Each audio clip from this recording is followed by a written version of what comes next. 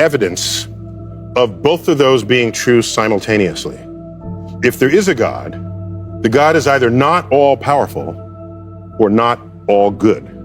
Can't be both. Good answer. My question of the year.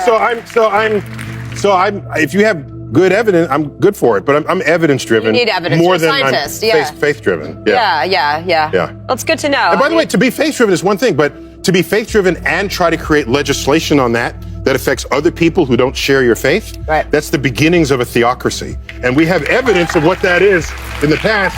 And our founding fathers specifically founded this country to prevent that from happening. Free.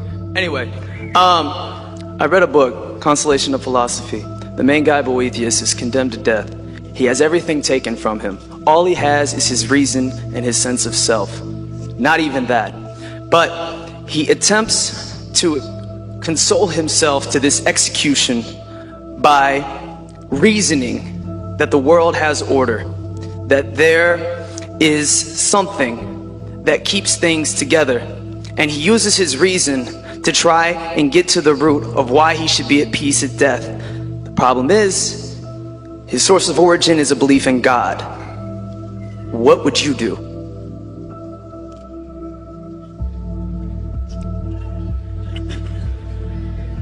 Well, I don't know if I fully understand the question. I do know that if he's about to be executed... How about you are about to be executed? Oh, I'm about to be executed. You have nothing except your knowledge and your knowledge of science, your experience. I would request that my body in death be buried, not cremated, so that the energy content contained within it gets returned to the earth so that flora and fauna can dine upon it, just as I have dined upon flora and fauna throughout my life. People who make this case that that was the beginning and that there had to be something that provoked the beginning, do you give them an A at least for trying to reconcile faith and reason? I don't think they're reconcilable. What do you mean? Well, so let me say that differently. All efforts that have been invested by brilliant people of the past have failed at that exercise. They just fail. And so the track record is so poor that going forward I have essentially zero confidence, near zero confidence that there will be fruitful things to emerge from the effort to reconcile it. So, for example, if you knew nothing about science and you read, say, the Bible, the Old Testament, which in Genesis is an account of nature. That's what that is.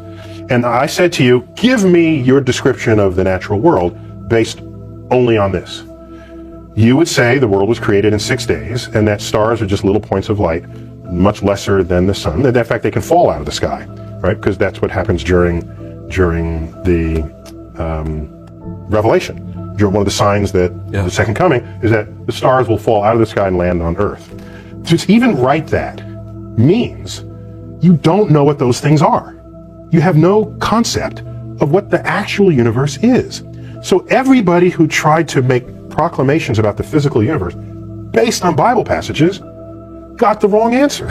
So what happened was, when science discovers things and you want to stay religious, or you want to continue to believe that the Bible is unerring, what you would do is, you would say, well, let me go back to the Bible and reinterpret it. Then you'd say things like, oh, they didn't really mean that literally, they meant that figuratively.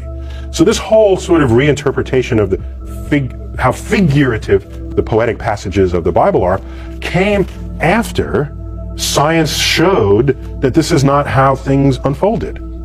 And so the educated religious people are perfectly fine with that. It's the fundamentalists who want to say that the Bible is the literal truth of God, and want to see the Bible as a science textbook, who are knocking on the science doors of the schools trying to put that content in the science. Enlightened religious people are not behaving that way. They're saying, yes, science is cool, we're good with that, and use the Bible to get your spiritual enlightenment and your emotional fulfillment. I have known serious religious people, not fundamentalists, who were scared when Carl Sagan opened his series with the words, "The cosmos is all that is, or ever was, or ever will be." That scared them, because they interpret that to mean then if this is it, there's nothing else. No God and no life after. For religious people, many people say, well, God is within you, or God, there are ways that people have shaped this, rather than God is an old gray-bearded man in the clouds. So if God is within you, what I'm sure Carl would say, in your mind, and we can measure the neurosynaptic firings when you have a religious experience. We can tell you where that's happening, when it's happening, what you're feeling like at the time. So your mind, of course, is still within the cosmos. But do you have any sympathy for people who seem to only feel safe in the vastness of the universe you describe in your show if they can infer a personal God who makes it more hospitable to them, who cares for them? In this, what we tell ourselves is a free country, which means you should have freedom of thought. I don't care what you think. I just don't. Go think whatever you want. Go ahead. Think that there's one God, 2 gods, 10 gods, or no gods. That is what it means to live in a free country. The problem arises is if you have a religious philosophy that is not based in objective realities that you then want to put in the science classroom. Then I'm going to stand there and say, no, I'm not going to allow you in the science classroom. I'm not telling you what to think. I'm just telling you in the science class, you're not doing science. This is not science. Keep it out. That's when I stand up. Otherwise, go ahead. I'm not telling you how to think. I know you're an avowed atheist. How can you be so certain that there is no supernatural, godlike entity out there, given that we know so little? Well, first, I don't count myself among the ranks of avowed atheists, and I'll give a fast example why. A friend of mine went up to fix the Hubble telescope, on the space shuttle, and on my Facebook feed, I said, Godspeed to the space shuttle astronauts, and then in the comment thread, it said, I thought you were an atheist. How could you possibly say that? And so the fact that I gleefully said that, and atheists complained about it, clearly I'm not an atheist. Okay? What are you? My favorite Broadway musical of all time is Jesus Christ Superstar, which I saw in real time in New York City. I don't know that atheists can, so I don't. So is there a God then, Neil deGrasse Tyson? I'll be about to have breaking news. I don't know. Is there a God? Okay, so what I will tell you is that there are a lot of unknowns in the universe, but just because there are unknowns does not mean there's a deity in the unknown. If you're going to assign a deity to that which... It doesn't mean there isn't, that's correct. So you're more of an open mind about this, right? Everyone should. If the unknown is the unknown. But the track record of people saying God is behind this, and then you add a little science to it and you find out, no, we can completely explain it and control it, then the history of that exercise is so rich with science discovering the unknowns that were previously ascribed to deity, like lightning bolts and weather systems. There was Poseidon, there was Zeus, just look at the history of this. I'm not given reason to say, we're gonna find something, God is gonna be at the center of that, and there'll be no science to apply. I'm going to look for the science first, because that's how the history of this exercise has unfolded. If you go online and in a Google search, you type God's worshipped by humans. There's a tally of all the gods ever worshipped by humans in the history of civilization. And it just goes screen after screen after screen after screen. So when you say, do you believe in God? Which God? Is it Zeus? Is it Poseidon? Is it the Jewish God? Is it the Christian God? Because the Jewish God from the Old Testament is filled with wrath, okay? All right, and smoting and smiting and whatever the past tense verb is. And so, and the New Testament, God is kinder, all right? A little nicer, yeah. Yeah, all right. So you look at all of this and say, is that the God you want me to comment on? Or is there some other God? Typically, it's the Judeo-Christian blend there. In that context, I would say in my studies of the universe, I value evidence, and I don't see evidence for any kind of active intelligence or power over anything. Yeah. But if you had evidence, show it to me. I'm all in. In America, 90% of the nation would claim to be religious. And you define this in a way that's unambiguous. You don't say, well, do you go to church every Sunday? You don't ask that question. Plenty of people go to church who are not religious. They go to get a date or so. They go for the cupcakes or something. They don't go to be spiritually enlightened. So you ask a different question. You say, is there a God that listens to your prayers? If you answer yes to that, you're religious by anybody's definition, because your understanding of a deity is that that deity is monitoring your daily affairs. So that's unambiguous. This number's dropped in the last couple of years, but it's about 90%. Turns out if you go to college and get an advanced degree, a master's or a doctorate, where these are degrees where you actually question the state of existing knowledge. The undergraduate degree doesn't really do that. You're learning from textbooks that are written by somebody else. Your doctrines are already there. The higher degrees imply that you are questioning the very fabric of the knowledge you had previously learned. Among that community, it's 60%. It has dropped. Well, that's interesting. Let's keep going. How about scientists of all stripes? So biologists, chemists, let's include engineers as well. People who have formal scientific training, mathematicians as well. Okay, what happens next? Drops to 40%. Now, if you look at this number, it looks like, wow, so scientists, the public is 90%, scientists are 40%. No, the drop is not that significant, because every scientist has an advanced degree. So in fact, the drop is not from 90 to 40, the drop is from 60 to 40. So becoming a scientist is not as big an effect on whether you're religious as you might otherwise think. Most of the drop comes because you're educated beyond the level of college. So that's 40%. So now you go to elite scientists, members of the National Academy, highly accomplished subset among scientists. The number drops to 7%. There was a headline in Nature, the British journal Nature, which said, after this study was released, 93% of elite scientists reject God. So that was supposed to be a shocking headline. And I look at that and I said, that's not even interesting. That was the trend line anyway. What's more interesting, which was not the headline, is that 7% of elite scientists pray to a God. Isn't that a more interesting fact to you? Isn't that kind of interesting? The most accomplished scientists in the world, in that community, 7% of them still pray to a personal God. I think that is deserving of more study than the 93% who don't. Because something's going on there. We don't know what. And I have confronted people on this. I would say, to the most sort of vociferous in the atheist community, I would say, you're beating the public over the head, telling them, why are you doing it? And I'm thinking, before you beat the public, why don't you beat them over the head, okay? No, I'm just saying, if you're gonna rank, you understand that first, because if you can't convert that 7%, you've got no hope in the general public.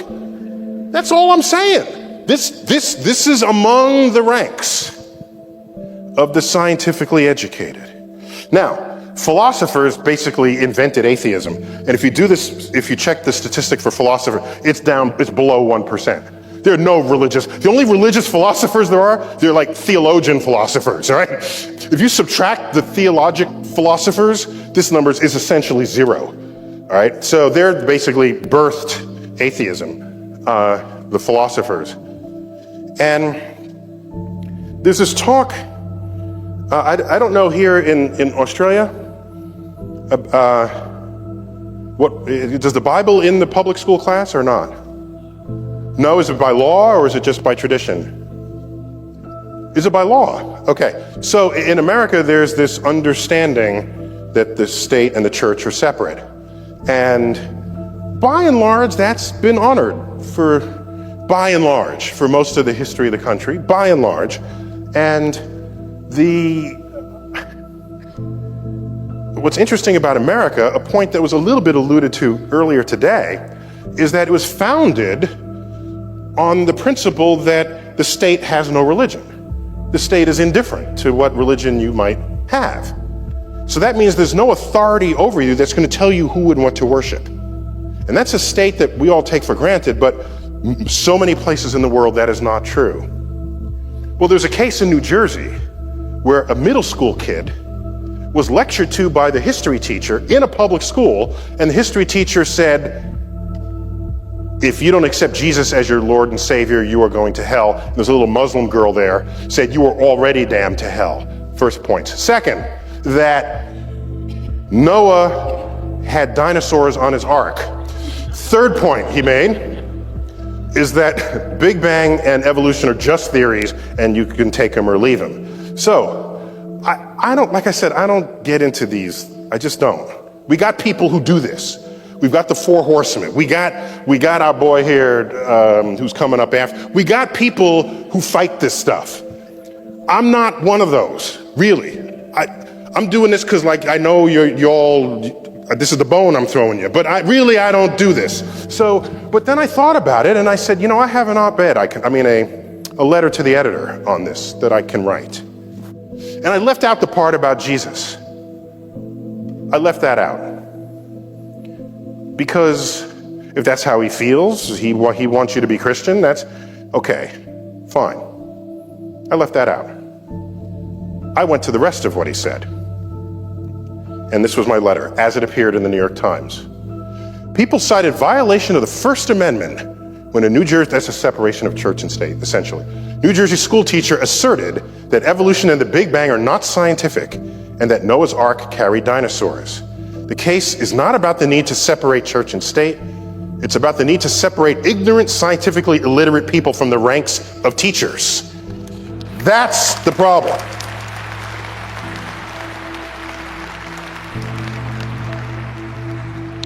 If he wants to believe Jesus is his savior, that's not synonymous with being scientifically illiterate, because 40% of American scientists pray to a personal God. What is identical with being scientifically literate is that if Noah was a human being, he did not have dinosaurs on his ark, because humans and dinosaurs did not coexist. All right? Every one of those scientists knows that, even the 40% who pray to God. So this is how I've sort of split the kingdom there. Then you get the billboard wars. Okay, this was fun. Big Bang Theory. You got to be kidding. God. All right. So this goes on. This is what we put up with. All right. So then then there was like, let's come back. Praise Darwin, evolved beyond belief. Freedom from religion found it. So the billboard wars are in progress here. There's some people who are like okay with God and okay with sort of how things evolve, so they ride the fence. So here's a bumper sticker: the Big Bang Theory, God spoke and bang, it happened, you know? So they're excited about both God and the Big Bang. But then we had this idiot back in May, Judgment Day. Did this Judgment Day stuff reach below the equator? Jeez, okay. Yeah, it was. Now the good thing is unlike other predictions, like Jesus will come one day, this had a date, okay? You could test it. This was like easy to test. You just sort of wait around for it, all right? So, now it turns out that May 21st was only the day Jesus was supposed to show up. The actual end of the world is October 21st. So the end of the world is still to come this year. This is directly from the website. So I had to tweet. So this is May 21st. So on May 21st or May 20th, I tweeted this: if Jesus actually arrives May 21st, it'll be easy to convince skeptics. If he doesn't show up, do the faithful become atheists? That was my question. Now, in a Twitter stream, it's a live conversation with complete strangers. Everybody depositing their 140 characters worth of thought. So here this is. There was a huge reaction to that tweet. Now, you would expect that most of my followers, or at least a big fraction of them, would be sort of atheistic. So you'd expect people to say, this guy's an idiot, why are we even spending any time on them? Well, one such person did make such a reply, but not in the way you might think. No, anyone who's read the Bible know this camping asshole was full of shit from the start. Okay. So what do you do with that? So this is somebody complaining about the prediction of Jesus coming because he says this other guy doesn't know jack about the Bible, but this guy does. And went on, there are other places where people quoted that one can't know when Jesus comes. So the fact that this guy's saying he knows means he doesn't read the Bible. So this is what's out there. People who are ready to vociferously argue about who knows the Bible the least. September 11th, 2001, we just had our 10th anniversary of that. I happen to live 3.5 blocks from what became known as Ground Zero. This image was taken outside my dining room window. The North Tower is on fire. These are 110-story buildings, the World Trade Center towers. This image is the instant the South Tower was hit. It was hit from the left. You could not see the entry point because we're blocked by this other black building. It's a hotel, a 50-story hotel, which is just kind of in the foreground. You see part of the South Tower punching out. This is before the jet fuel had ignited. And when you ignite jet fuel, you set a deflagration wave, not a bomb wave. It's a different kind of wave. It's not accompanied by a shock. This is a split second after that, the fuel has ignited, creating more pressure, and within a split second of that, the entire South Tower was engulfed. And this is fragments of plane and bodies and office coming out the other side. Now, why am I dragging you through this? 62 minutes later, both buildings had collapsed. And there was blue sky where there was once these buildings. This is directly outside of my apartment building, and the emergency vehicles had come. This is the pulverized World Trade Center dust that had settled several inches of it. I say this because shortly after this gentleman got up, President of the United States, George W. Bush. This is actually my photo of him. I was in that room at that time when he spoke. See the medals there on the table? I was on a committee to tell him who to give those medals to, the Presidential Medal of Science. And so he actually gave them to everyone we told him to give them to, except he didn't read their citations. He's smart enough to know not to pronounce any of the science words that were in the citation. So he put the medal around the neck, somebody else read the citations. Shortly after September 11th, he gets up, I don't remember where he gave the speech, and he says, in an attempt to distinguish we from they, he says, our God is the God who named the stars. This is before I was on his Rolodex. You know, I could have saved him from himself, okay? It's a loose quote from Genesis that says God named all the stars in the sky, okay? First of all, it's the same God, so he's got that wrong. But Allah, God of Islam, and God of the Jewish God, it's the same God. They call them different names, but it's the same book delivering you the same God. Apart from him getting that wrong, he says, our God is the God who named the stars. What he just didn't know, 2/3 of all stars in the night sky have Arabic names. 2/3 of all stars that have names, these are all the Arabic star names. All of these. I don't think this is the point he wanted to make. I don't think he figured that out. Like I said, it was before I was on his Rolodex. And so you say, well, how does this happen? How do you get a culture where stars in the night sky are named by them? What was going on? How did that happen? And you have to go back 1,000 years, and you get to Islam in what's the golden period of Islam. In that period, algebra was invented. Algorithm is an Arabic word. All these words that begin with AL, 10 to 1, it's an Arabic word. Our numerals are Arabic numerals. Did you pause and reflect on why we call them Arabic numerals? We just call them that, right? But somebody did good stuff with these numerals. It was in Baghdad 1,000 years ago where they invented algebra. And there was advances in mathematics, agriculture, engineering, all of these fields. All at a time when Europe was disemboweling heretics. So something changed. 12th century, this gentleman came around, Al-Ghazali, a Muslim scholar, learned. At this point, Islam is maybe just a few hundred years old. People are reading the Quran and interpreting it however they sort of want to and feel like it. There's not a coherence to the practice of Islam until he comes around and codifies the behavior of a good Muslim. In much the same way St. Augustine, in his book Cities of God, codified what it is to be a good Christian. How do you burn the witches? There's a recipe for that. They got to be upside down so the blood does, It's a whole itinerary for how to be a good Muslim. And in his writings contain the assertion that the manipulation of numbers is the work of the devil. 2, actions that you see in nature are the will of Allah. Well, if you drop a stone and it falls, Allah willed that.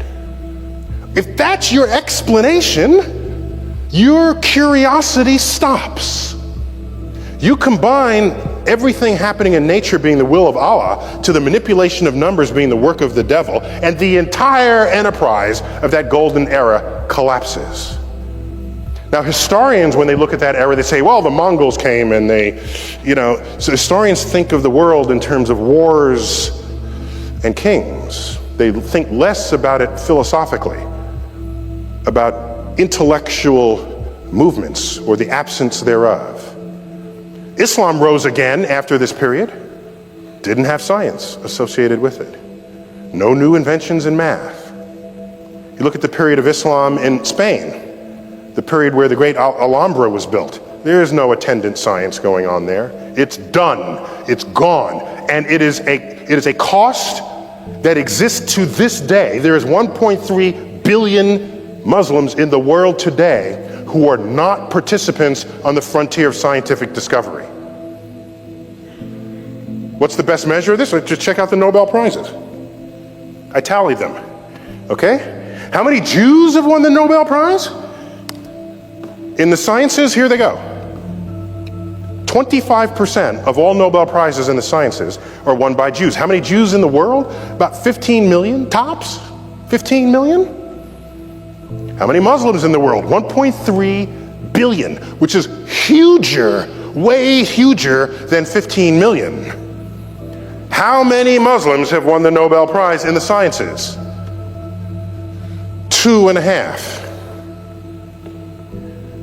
2.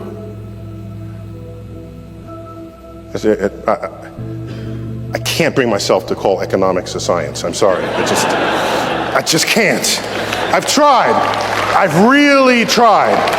I'm sorry. That's how many. And the physics one was a Pakistani physicist, not a Middle Eastern physicist. So, Jews have 50 times the number of Nobel Prizes. They're 1/80th of the population of the Muslims. Has 4,000 times the impact. I lose sleep every night wondering how many secrets of the universe lay undiscovered because 1/6th of the population of the world is not a participant on the exploration frontier. What thoughts have gone undreamt of? All right? This is in response to the people out there who say, oh, Earth is just perfect for life. Oh, what a haven in all the universe, just right. It's not just right. Every opportunity it gets, it tries to kill us. Add it up. The tsunamis, the hurricanes, the tornadoes, the asteroids, the 3/4 of the Earth. If I drop you butt naked, you're dead 10 minutes later. Because something eats you, okay? So this is the anti-Gaia proposition? Anti-Gaia, yeah. Earth is bad for life. And evidence of that is, look at the fossil record. 99% of all species that ever lived are now extinct. That is not the signature of a planet that is in love with life. If I could ask you, if there was one thing you wanted people to remember that you could say about science, what would that be? That the universe is knowable, and one need not appeal to mystical, magical forces to account for things. Even if a day arises where something unfolds in front of your eyes that you cannot explain, just because you cannot explain it does not mean it is being driven by mystical, magical forces. It just means it's being driven by laws of physics that we know and you have yet to learn, or that we have all yet to discover. But the universe is knowable, and that's an amazing thing. It's knowable by our feeble human brain that rose up out of the Serengeti, the plains of Africa, to rise up just to survive, to not get eaten. And we build a civilization where we have sufficient free time so that we can contemplate our place in the universe. How could anybody know that there's a heaven, that they're going somewhere, that there's an afterlife? How could anyone know that? No, That boggles my mind. They can believe they know. Well, but belief is, I could believe that it's raining, Well, but that's it right. ain't. Well, this is the difference between believing something and using the methods and tools of science to establish what is objectively true. And what is objectively true is something that is true outside of your belief system. That's what science is. Facts and belief. I know the religious people believe, the scientist says prove. What do you believe? What do you think happens when we die? Well, so I can make some unassailable statements about what happens when you die. So you spend your life eating food. Food has a calorie content, and calorie is a source of energy. Calorie is a unit of energy. You bring it in, and then the energy is available for you to maintain your body temperature at nearly 100 degrees. It's 98.6. How do you keep something at 100 degrees when nothing else around you is? You're burning energy to sustain that. Because biologically, we need to be at that temperature to function, okay? You also need energy to walk and to move. That's why you eat food. The moment you die, what happens? You don't maintain the energy. Your temperature drops. How far does it drop? To room temperature. At a funeral, in the casket, if you touch the hand of the person in the casket, your first thought is, the body's cold. No, it's not. It's room temperature. But it's cold compared to 100 degrees. They're no longer burning this energy. Okay, so now, every one of your molecules has energy within it. If you get cremated, that energy gets released in the form of heat. And you heat the air, and that air radiates to space. You get buried, which is how I want my body to be disposed of. Bury me. Bury me. Because you know why? I don't want the energy content of my body to just get radiated out into space, of no use to anybody. Put me in the ground. Let the worms, microbes come in and out of my body, and the energy content of my body that I had assembled over my lifetime, consuming the flora and fauna of this earth, my body then returns to them. And thus is the cycle of life. I know that's going to happen because you can measure where the energy goes. And that's how I want to go out. But you're not conscious, and that's for eternity, right? Yeah, there's no evidence that I have any consciousness of anything. And by the way, is that so weird? Did you have consciousness before you were born? Were you saying, how come I'm not on Earth? My gosh, I need to be on Earth. Or where am I? No, there's just the state of non-existence. And so I'm not given any reason. But now I am born. Okay. And I can't stand the thought of non-existence.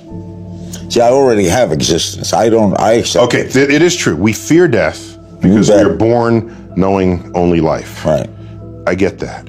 However, I take another view, because I've been asked, if you could live forever, would you? Yes. Okay, we're Well, done you with have the to interview. finish the sentence. Yes. No, okay, sure, that's an attractive idea. But the way I look at it is the knowledge that I'm going to die that creates the focus that I bring to being alive.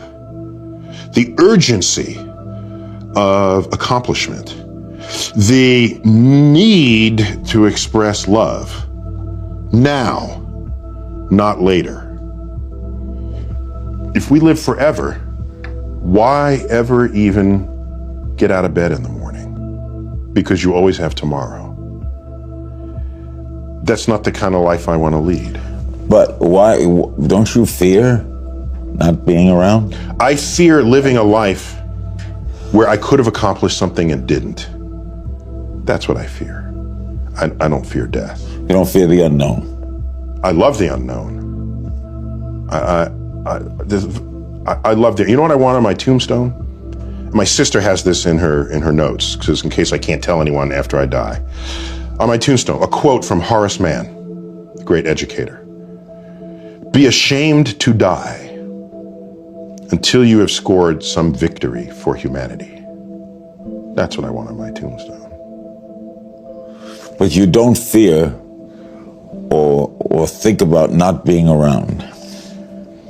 My great regret for not being around would be, it would be kind of cool to see my kids continue to grow. Don't you want to know that? Yeah, that'd be fun. I want to see what inventions would make life easier, what clever discoveries or innovations would arise out of the collective brainwork of my species. What do you think when you see religious people, when you see popes or rabbis or people who fervently believe, the Billy Grahams of the world, who are sincere and wonderful people? Yeah, of course. Who actually may be delusional that they're going somewhere? No, they're embedded in belief systems. And what I look at is I see all the belief systems, and when you line them up, they're not really compatible with one another. So whatever they're believing, it can't be a truth that applies to everybody, because other people believe what they do with no less fervor. And so I sit back as a person who's interested in objective truths, and I say, well, it doesn't look like that's a path towards an objective truth. So let people continue to think and say what they want. But as a citizen of a country that is not founded on a religion, it's founded with sort of a secular construct in a way that protects whatever religion you want to express. This is protected in the Constitution.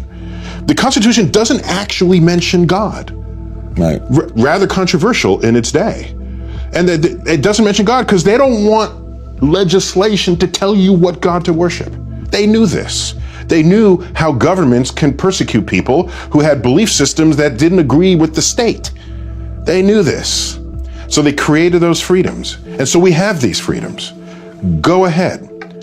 But if you're going to create legislation that has to apply to everybody, and you're now going to put your belief system into legislation, that is not a free and open democracy. Don't you sometimes feel sad about breaking all these myths apart?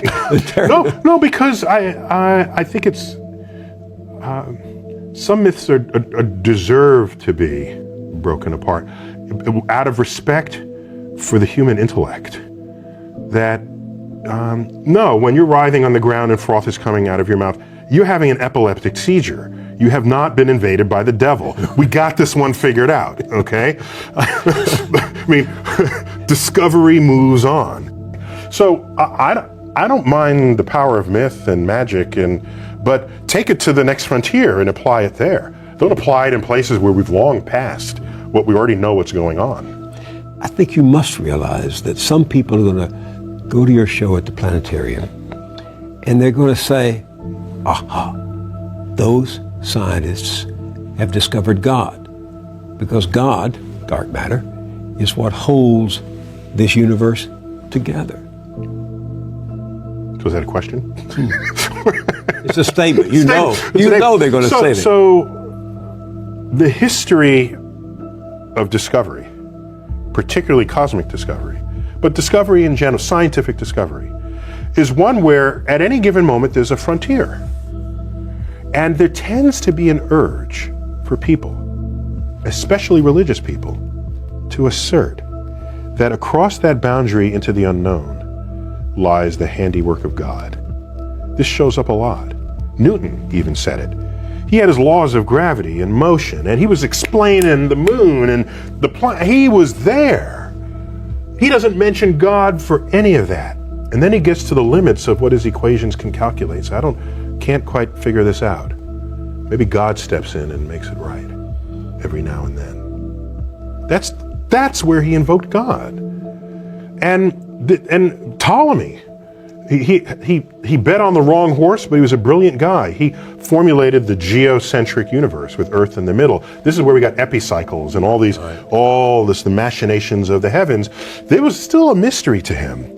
He looked up and uttered the following words: when I trace at my pleasure the windings to and fro of the heavenly bodies. These are the planets going through retrograde and back. The mysteries of the earth. When I trace at my pleasure the windings to and fro of the heavenly bodies, I no longer touch earth with my feet. I stand in the presence of Zeus himself and take my fill of ambrosia. What he did was he didn't invoke Zeus to account for the rock that he's standing on or the air he's breathing. It was this point of mystery, and in gets invoked God. This, over time, has been described by philosophers as the God of the gaps. If that's where you're going to put your God in this world, then God is an ever receding pocket of scientific ignorance. If that's how you're going to invoke God, if God is the mystery of the universe, these mysteries, we're tackling these mysteries one by one. If you're going to stay religious at the end of the conversation, God has to be more to you than just where science has yet to tread. So to the person who says maybe dark matter is God, if the only reason why you're saying it's because it's a mystery, then get ready to have that undone. Why does religion have such a persistent hold on human thought despite all that we know of science? Yeah, I think there are several ways one can address that question. Let me address it in a consider not long ago when so much of the Western world was the state was the religion. And we have actually moved quite a distance from that compared with 200 years ago, 300 years ago, 400 years ago, the era of the Inquisition and this sort of thing. And so to say that it has such a grip, it has a fraction of the grip that it once did on the operations of human conduct and of society. So the real question is, if implicit in that is, given what we know of science, why would religion still have any grip at all? Why does it still have a big grip? Because it's not a big grip when you look in the developed world. So, in fact, most of Europe are just, they're whole countries where religion has essentially disappeared entirely. And the countries are not full of violence and, it's just, the assumption that you have to be religious to be moral is a false one. It's empirically false, because you just look around in places where that's the case. So,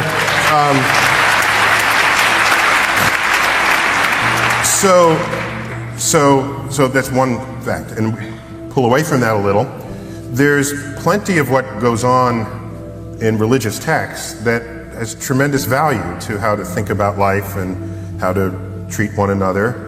In fact, Jefferson created what was essentially what you can think of as Thomas Jefferson, the Jefferson Bible. I don't know if you ever heard of this. He went through the Bible, and I think both the Old and the New Testaments, and he crossed off everything that was sort of mythical, magical, things that clearly violated known laws of nature, and kept the rest, and said, here is the stuff of the Bible that should have value to any modern person going forward.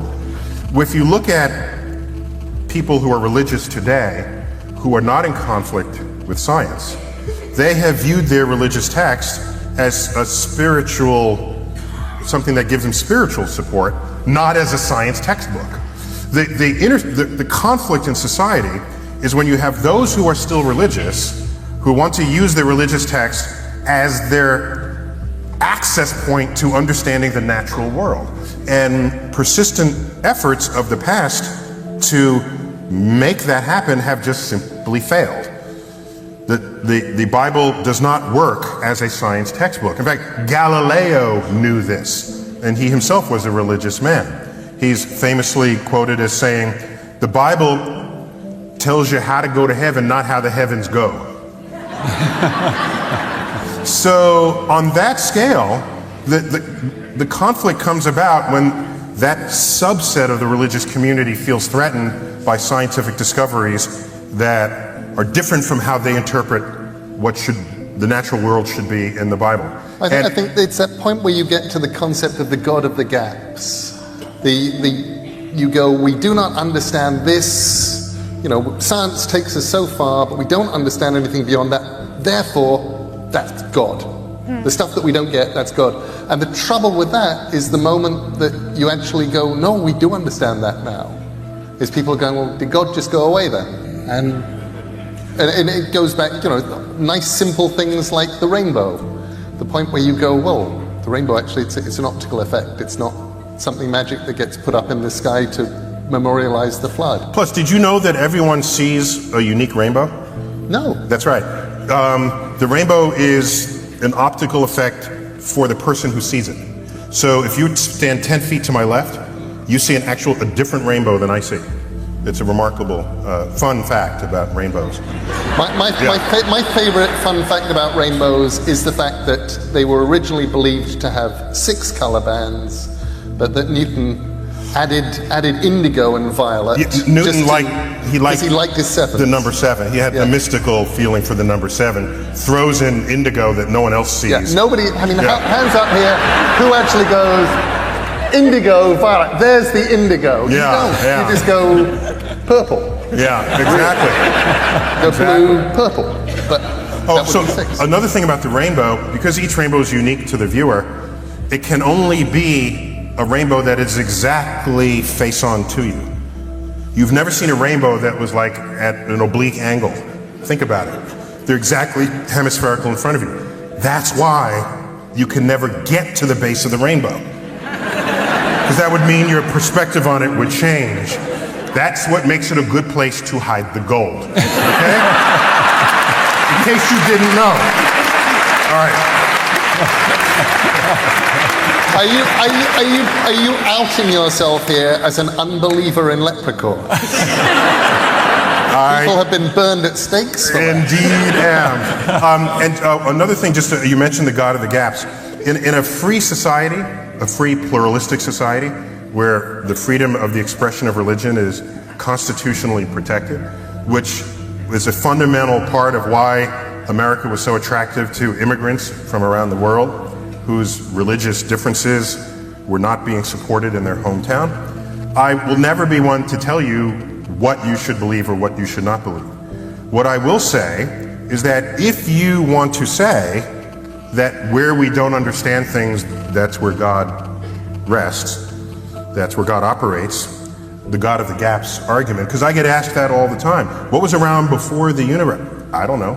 Must have been something, God. So they got to stick in God where we're not there yet. And I just say, we got top people working on that. It's a current frontier. We're not there yet. And given the history of the moving frontier, where people had previously said, well, God must be operating, we're long past that. Those explanations have come. And so there's no compelling reason to say God did it and then sort of give up and go on to the next problem. My issue with the God of the gaps is that if you feel that way, you should not be writing the science curriculum of a classroom.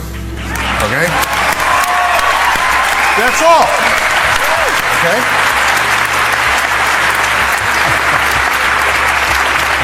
Because if you do, you are undermining the very process of what science is all about. Because the God of the gaps principle is it's a philosophy of ignorance, whereas science is a philosophy of discovery. And that's an important distinction between the two. And if you remove that foundation for what builds science, you are undermining the capacity of your culture, of your nation, to compete technologically in the 21st century. So it is not without consequence to have conduct of that way. Do I believe in the God that you believe in? Yes. Okay, that's probably what I was guessing. Is that the Christian God? Catholic, that'd be Christian. Yeah. Okay, so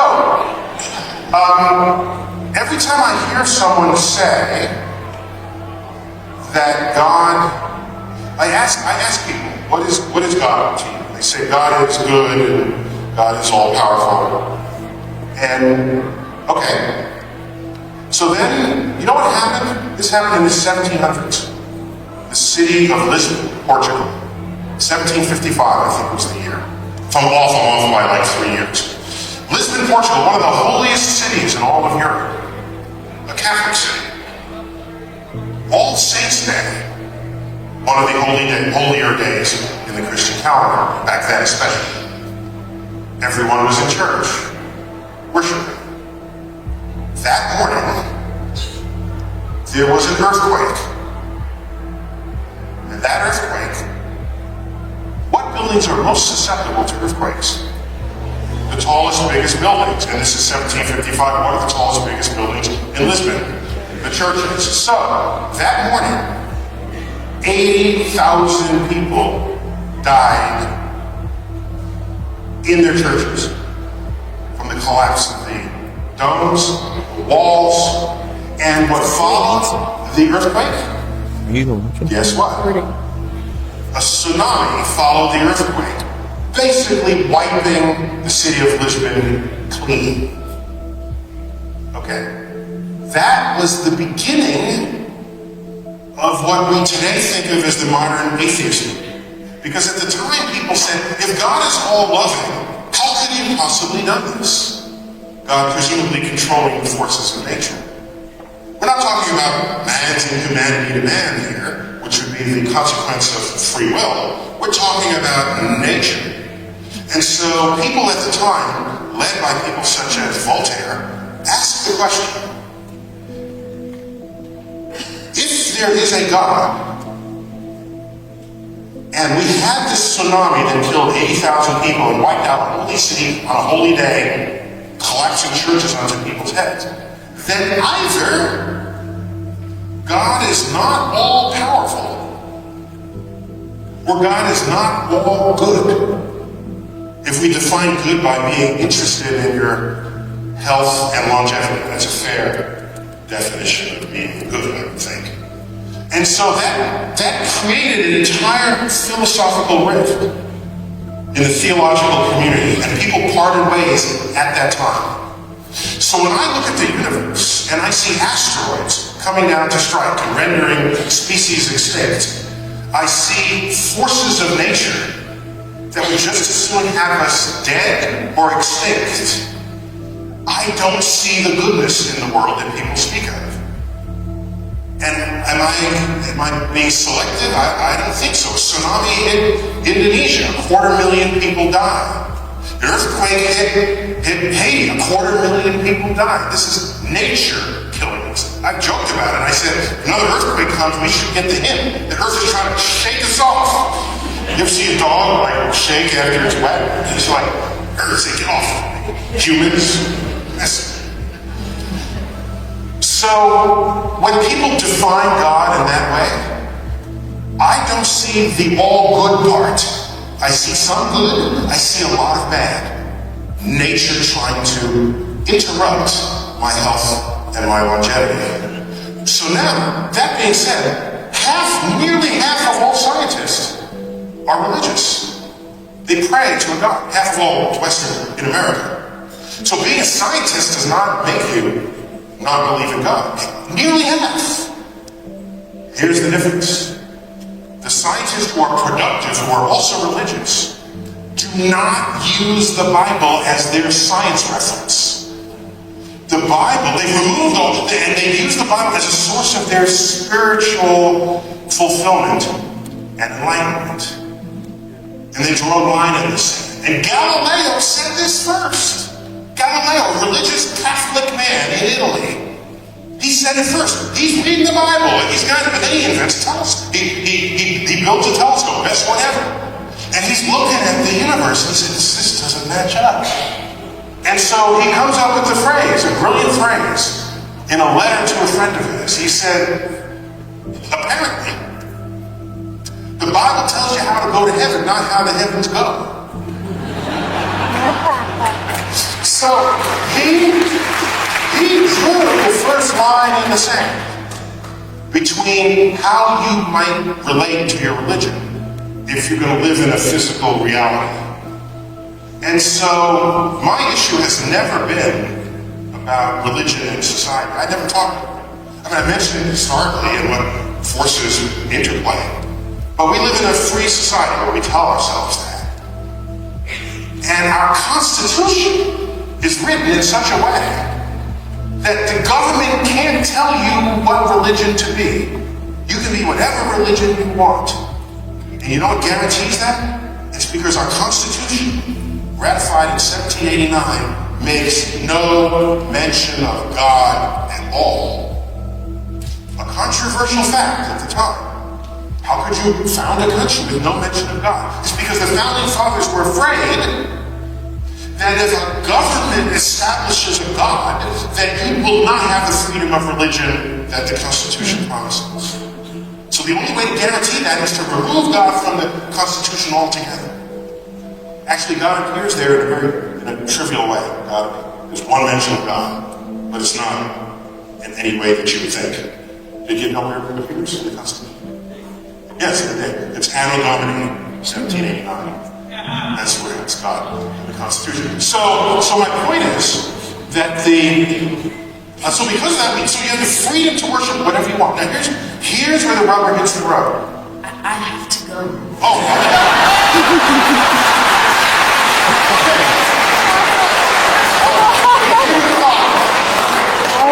Since you are our future, I want you to understand something and not forget it. Are you ready? Okay. Religions all over the world constitutes what we call belief systems. Okay? And your freedom to believe whatever you want is a right and even a privilege in a free society. That's a good thing.